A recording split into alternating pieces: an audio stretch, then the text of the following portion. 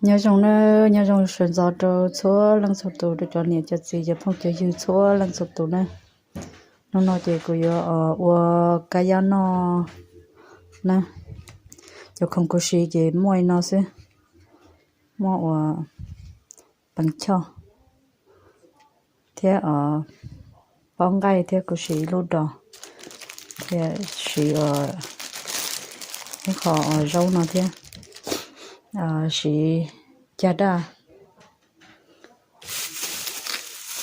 thế nhờ ở gì khó rau khử nó sẽ nè thì cho không có gì mua nó sẽ thì cô yo cho gai nó một ký thế yo lại cho rau khử nó thế cho chả đa nó nè nhưng mà bây giờ sẽ ở tàu chả mà nè phải đồ nó nó yo lo cái giá nó thì sẽ được họ lo cộng cụ thể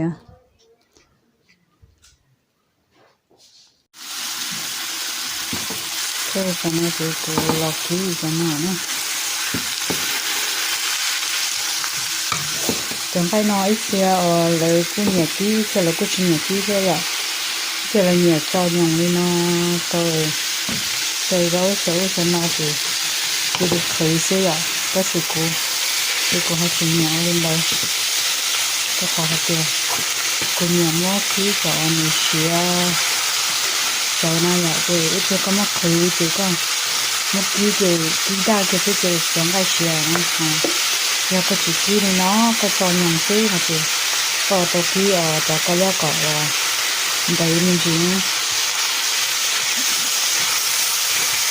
để họ nhăn để nhiều nó vì cho nhung nóยังtàu ha vì mất kỹ cọ xíu mình chỉ lấy dùng tàu nó để dùng nhẹ để hai cái số đầu nhiều cái tàu ô nhiều là thì ô đi dùng nhẹ thế ô đi dùng tàu cho nó cho không dùng nữa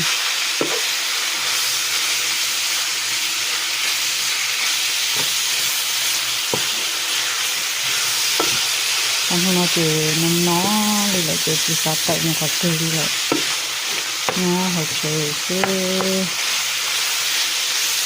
ôn nọ họ cái này sát tại nhà họ chơi đi lại anh nhà này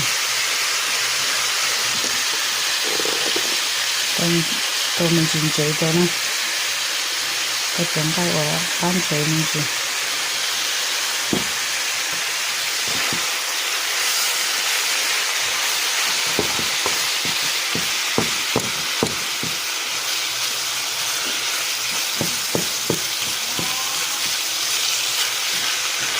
cái nó thế này cái nó tôi phải sửa thế này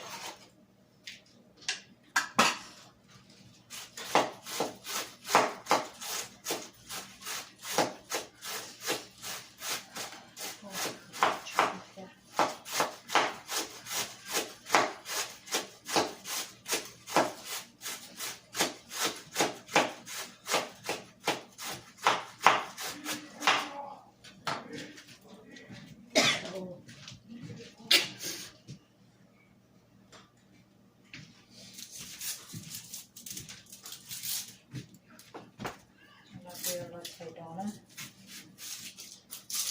thầy đó đỏ rồi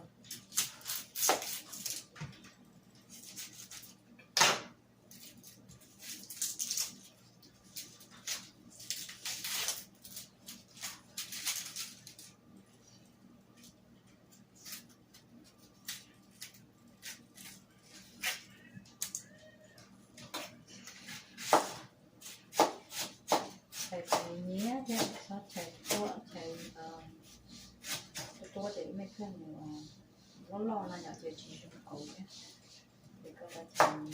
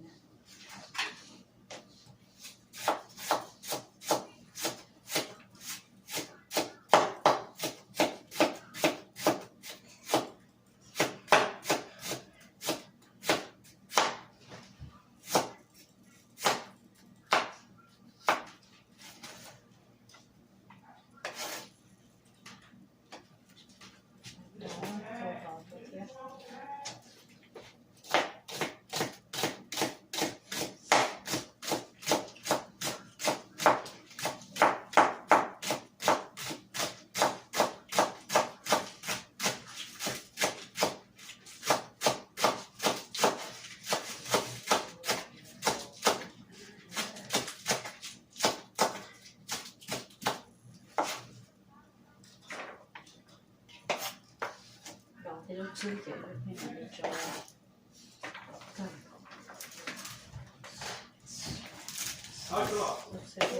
You can play, but you know it's always I need you to play with them, get top 10 3 times of these. Or it's somebody else. Just don't go to a bike one at a time. And just play top 10.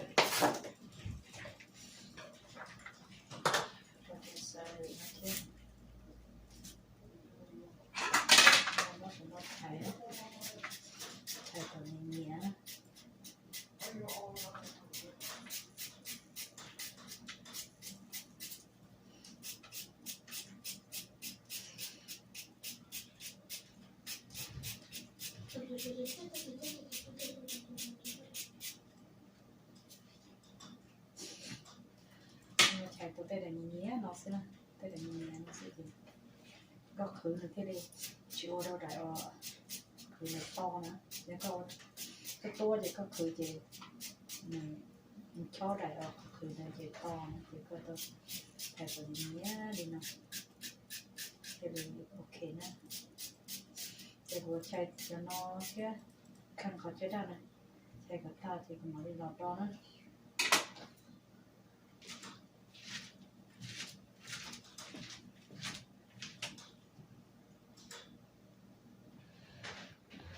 ok cho nó tàu thì cũng lọt đỏ xí này cho nó vào nụ độ bằng cho nè chưa phở chỉ mà bằng cho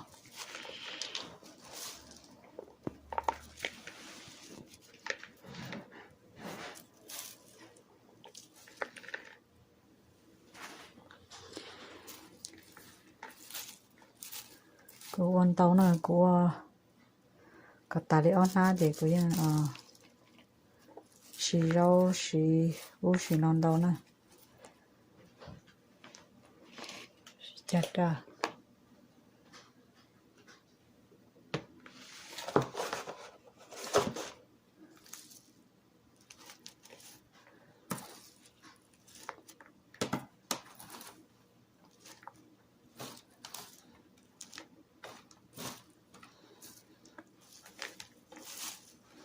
cô yêu vào đó tay nữa cho khó thì tại vì mình xí quỳ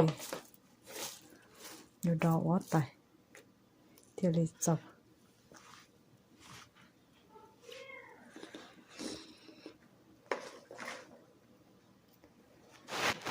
trong cái đó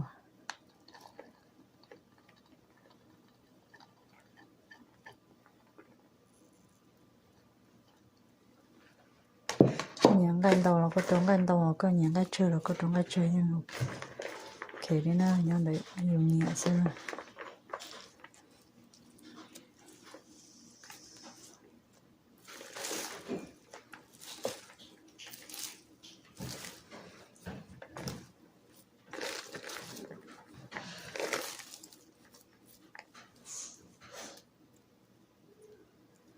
ok cho nó tiền rồi đồ control xem nè đồ cây rồi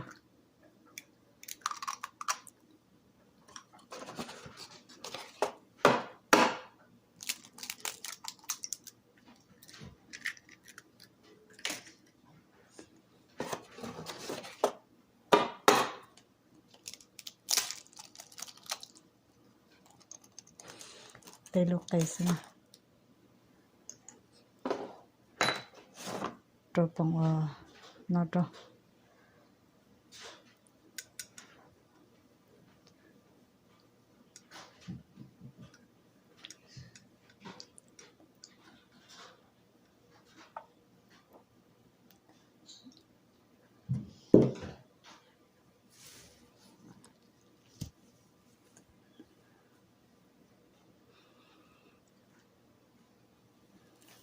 cho mình dùng giấy rồi thế nào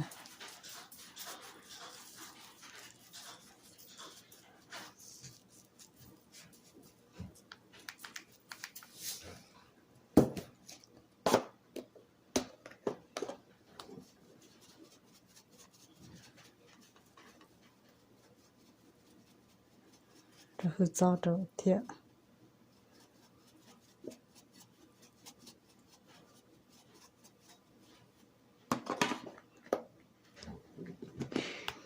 Đó là chicken nào đó.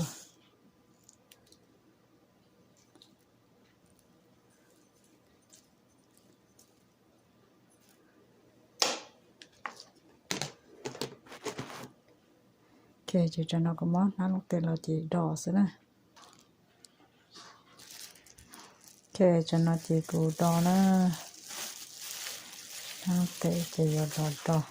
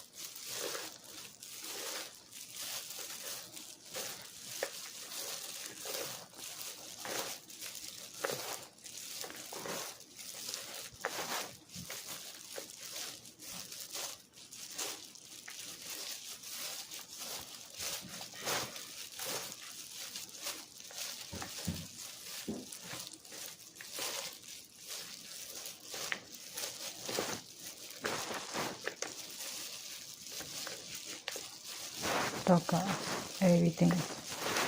Chỉ xèo tàn nữa.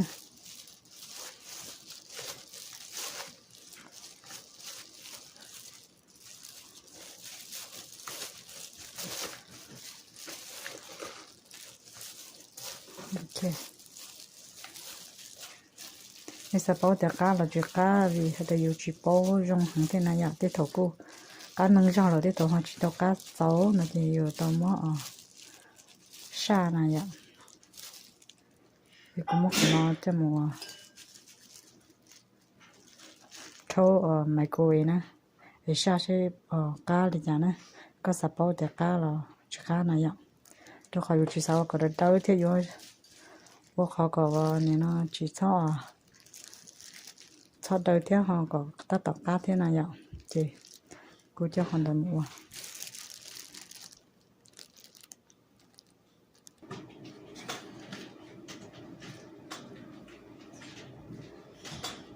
Khi cho nó thì tàu thì lọ thì cá dâu nữa,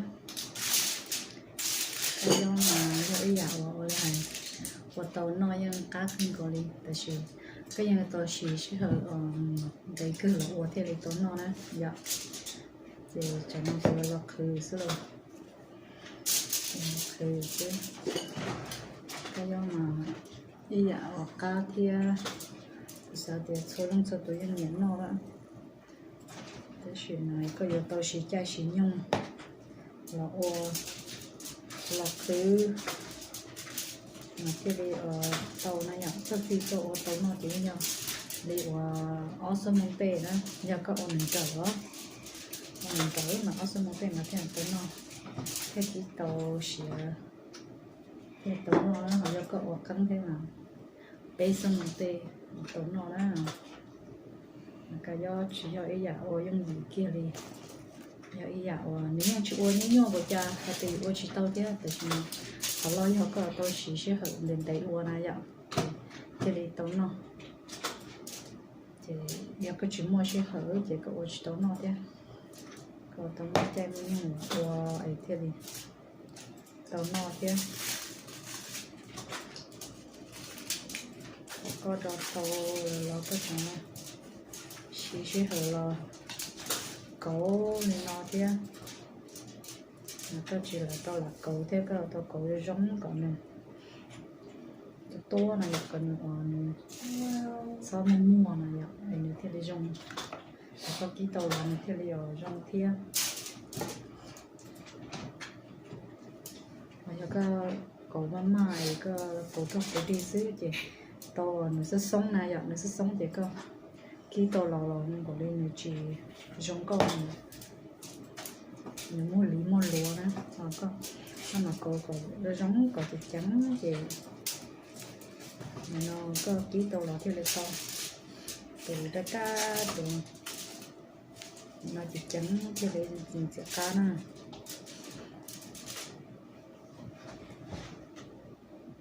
khi thì ở tàu tụi nó nè cho khử nào mà mua nó đấu dạ này cho mình chỉ cho lôi cho ra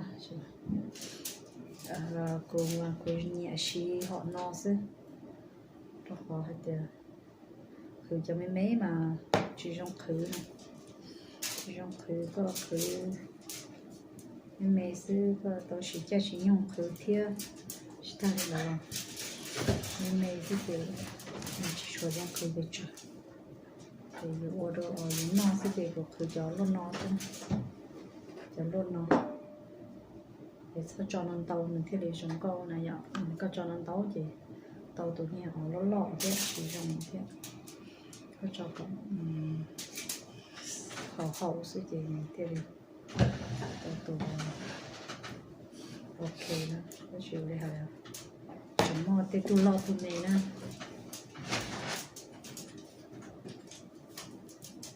bây giờ khơi non đấy nè cái trâu nó cho là thịt tên là thế này thì nó tao khử nào mà có tao chỉ khử là khử thế chị chỉ khử đến đấy cưng cầu đi nó giờ tao no này cho nó thì nhiều tôi muốn thấy đến đây thì còn tôi biết khó rõ cái do là mà để ai vừa giờ mua nó chỉ chống rồi sau đó ship lại rồi chung mà thế thì tôi xài này họ chúng mình ở dưới lăng sẽ chỉ nhưng mà đấy nữa để mà con nó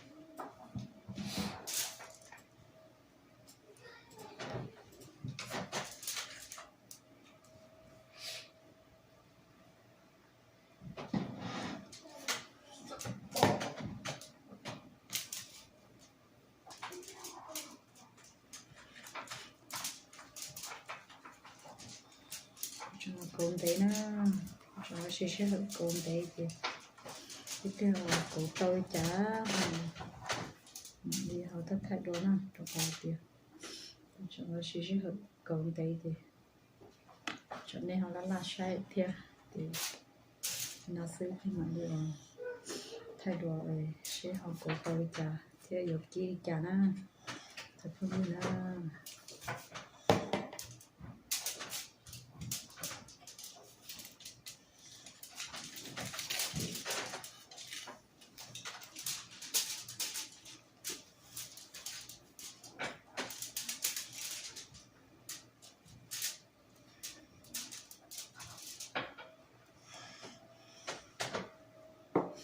cho cái đa là bật lắm của nó thế thì on xin lại cái chuyện đấy nè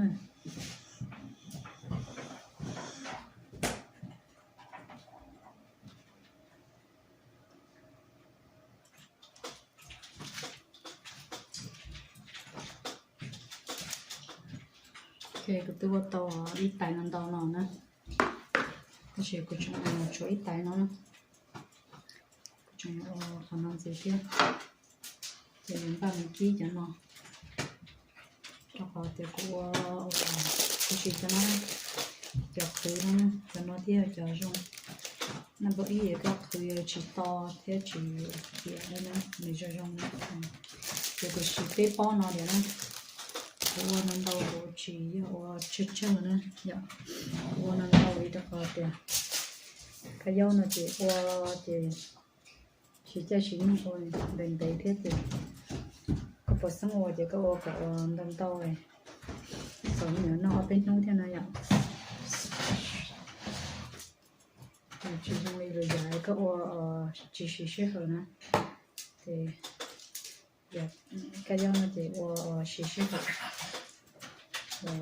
đừng để thì có sống rồi thì còn đâm to này có sớm mình nó lại có bên không tên nè rồi hai cái giá nó nhỏ nhưng nhìn nó cứ đi về rồi còn mình to thế đi sẽ nó bên nó thế chỉ nó ô này thế là chỉ sẽ cho sẽ ô sẽ nó nè được không có ô đầu nó để có chỉ cho lần đầu thì để có họ kim mê sứ nó thì họ sẽ cho tay vào trên cái sứ nè để có tao ô còn tao ấy thế này với cho ô thế là chỉ nhỏ thế này ạ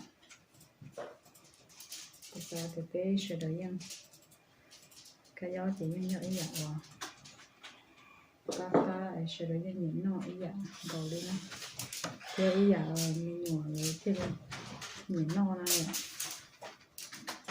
thế này nhịn nó là thế lên thời nó họ để giá nó chỉ nhỏ là chỉ trốn nó nè thì cháu nè cái gió này thì là họ nó họ nhịn nó thế thì kia là cái gió thế thì để uốn làm tàu nè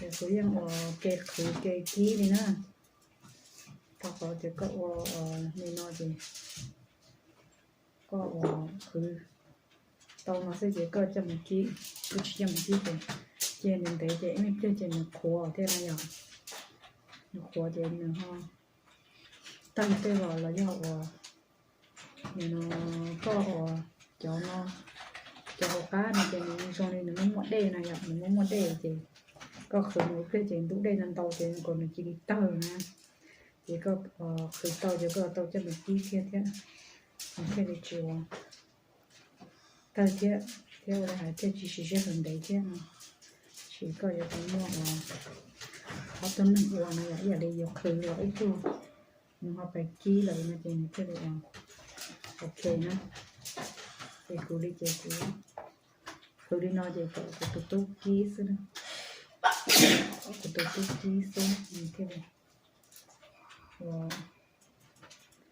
ba kỹ cho họ tiền như nhồi nhiều là chỉ rất khứ này là chỉ rất khứ thì là khứ tao chỉ chấm nát chỉ chấm về nó chỉ trong thế này có tao khứ phải chỉ chấm này thế là có kỹ tao tụ cái do là mình thế là chín 10 limon lúa thế là giống nó thế là sẽ cá thế này ạ thì là khứ chỉ chấm thì là khứ tao 10 limon lúa thì các kỹ tao tụ cái do là còn mình chỉ giống câu này thì còn mình ba dù kỹ khứ này thì mà bây giờ nhưng mà khứ dù thế này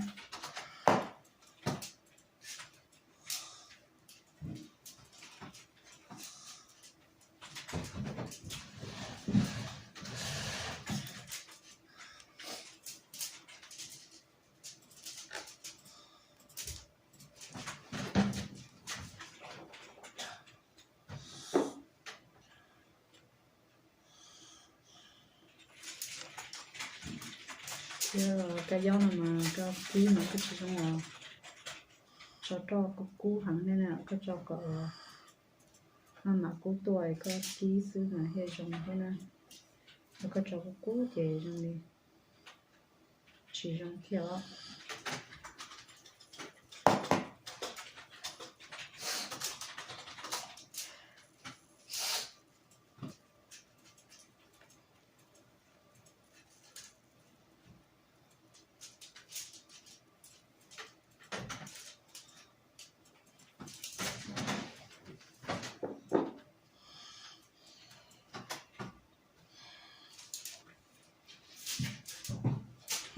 chỉ trong bọc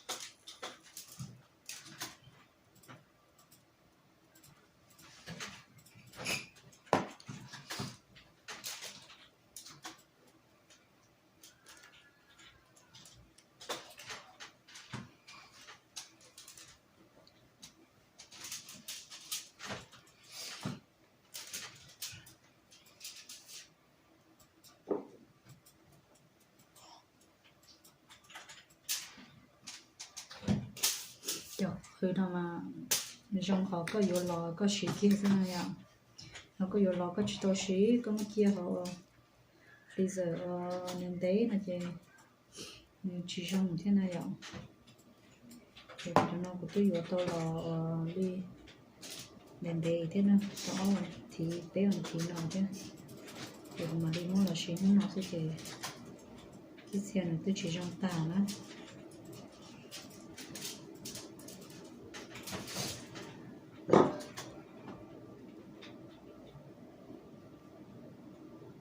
cái nó là khởi tao tới chuồng rồi giống đi nó mà thế đi khi tao lò rồi giống câu đó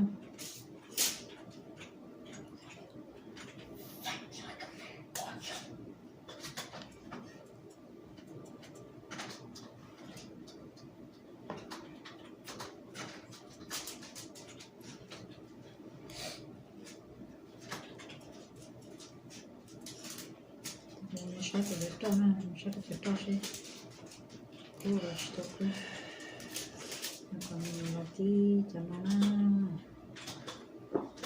còn là bao chi thôi để cho nó sai nó dạ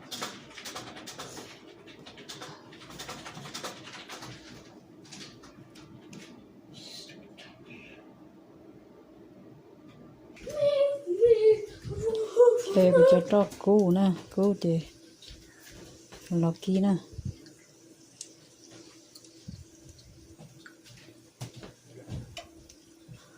cho màu lên của hai đứa có thơ ở cho còn nó có cú ấy có mà lấy kỹ kia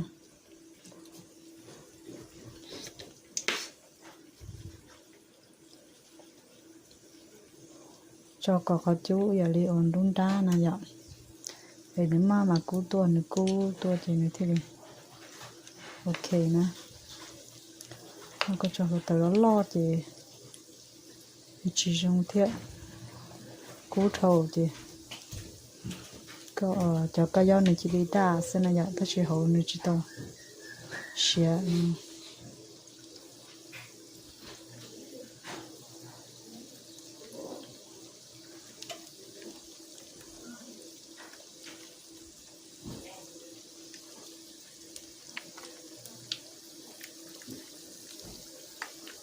cái bột nó xem nào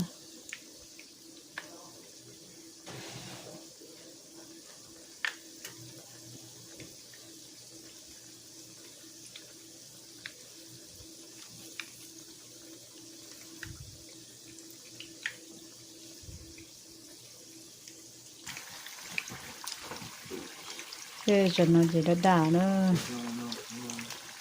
đà thì đà mình chỉ nói sẽ chỉ ok nhé No, dude, that's what. Yeah, that's disgusting.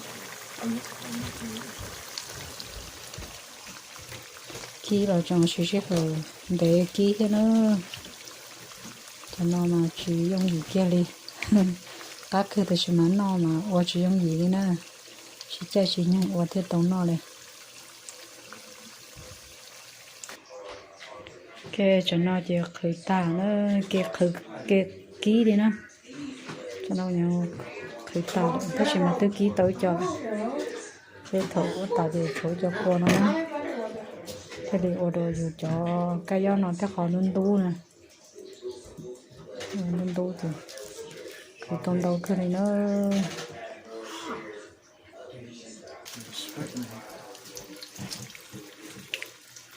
cái khởi cái ký giờ tới ký tôn đông của nó nè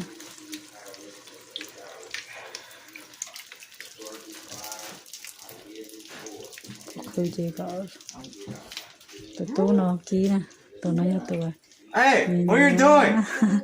Who said you could record me? nhìn nó cái gió chỉ này tụi ký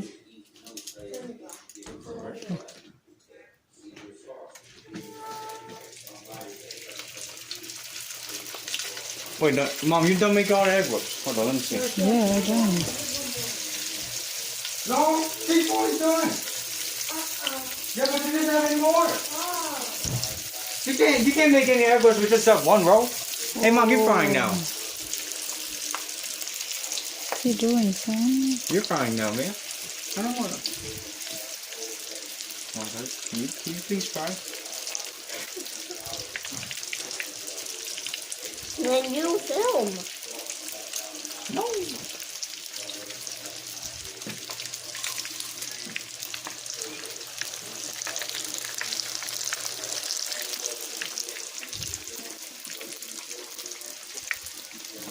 No.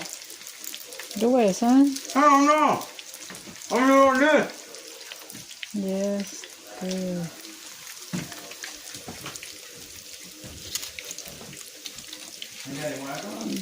Con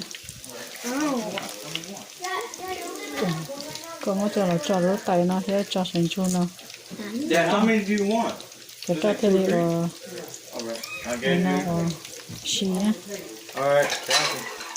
cho hot girl No. Ow. yes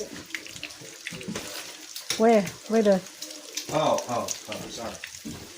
See, Mom, you are doing this. I'm not doing it no more.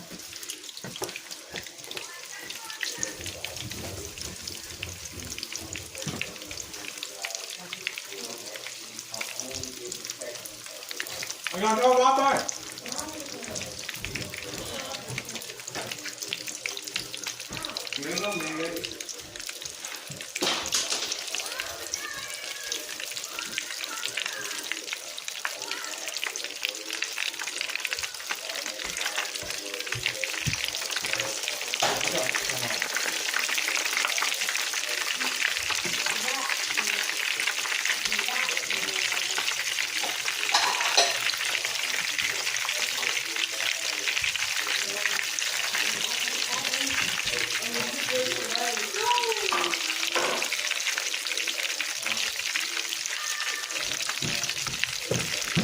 I already ate the one with the biggest.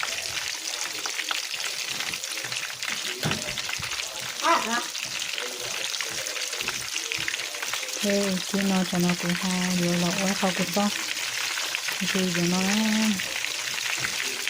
thì giờ nó cái là sao thì cái tay này một tí thôi nhớ cô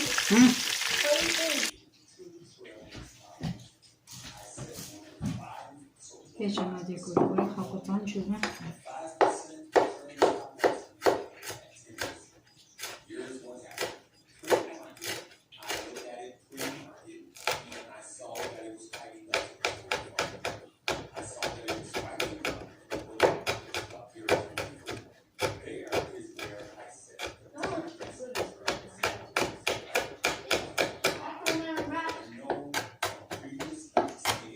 tốn chú thì có dùng gì chứ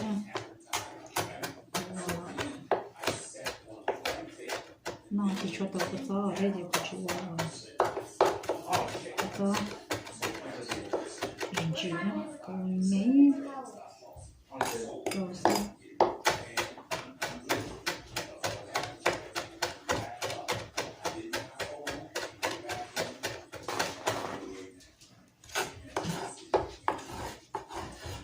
xong rồi mấy thì nó xong nó có rất nhiều Alright, let's just sitting getting wait and let it come out.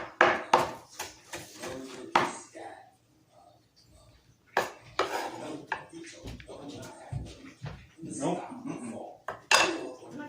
That's what. You go get bottled water for me. Okay. Cho nó nào cho nó. Hello,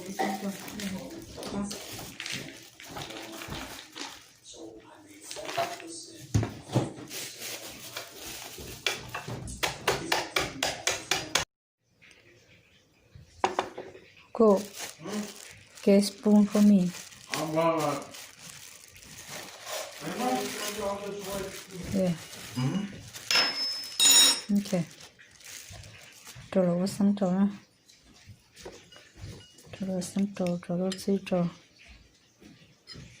Rồi mình nào rồi.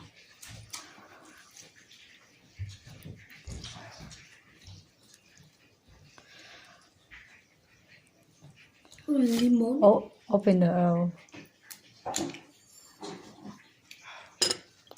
có nấm tà rồi. Okay, open it. Okay, fine.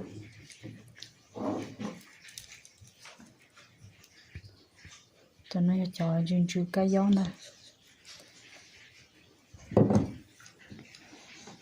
even ready. What do you mean? Cho có đây mình Oh, some water. Yes.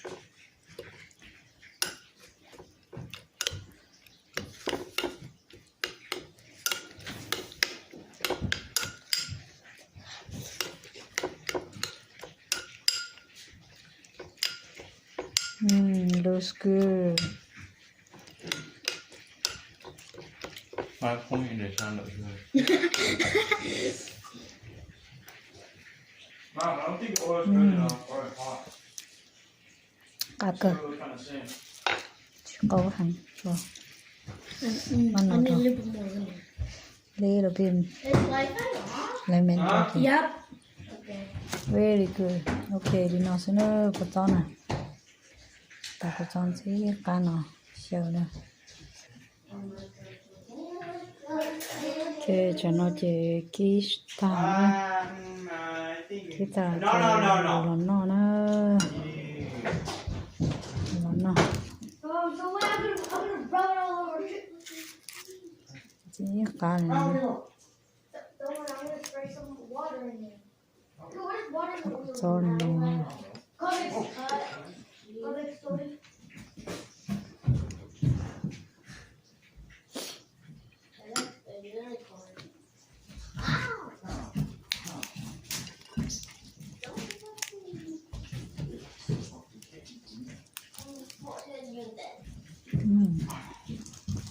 Get the hell off the kitchen. Smoke it. cả cơ. All the dishwashing cooled off my room.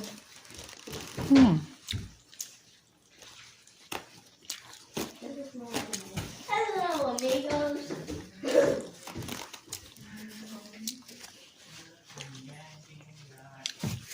Cái cả phần của đi nữa nó cái nó. Nhà nào lên đầu xin nó chỉ không như thế cho nên cho tùy số lần số tụi nó ở chỗ nó nên mà nên nó chơi luôn nhưng nó cũng nó sẽ của cũng nó thì ở trong đâu nữa bên mà nó xin chỉ đồ. Yeah, we're just gonna do another cup. Hola, niña.